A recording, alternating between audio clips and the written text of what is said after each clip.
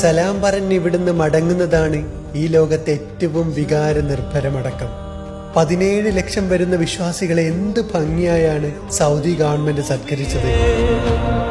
എന്നാൽ ആരോഗ്യരംഗത്തെ ഹാജിമാരുടെ കരുതലിന് red Crescent വിശ്വസിച്ചേൽപ്പിച്ചത് ഒരു മലയാളി പടുത്തുയർത്തിയ Saudi response plus medical ടീമിനായിരുന്നു.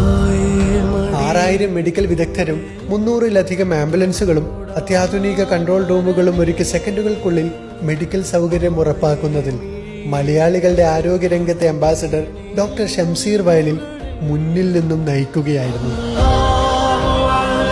Saudi ആരോഗ്യമന്ത്രി അടക്കം കുറ്റമില്ലാതെ പ്രവർത്തിച്ച ഈ ടീമിനെ വാനോളം പുകഴ്ത്തുമ്പോൾ ഡോക്ടർ ഷംസീർ വയലിന്റെ കഠിന പ്രയത്നത്തിന് മറ്റൊരു പൊൻതൂവലായി മാറുകയായിരുന്നു.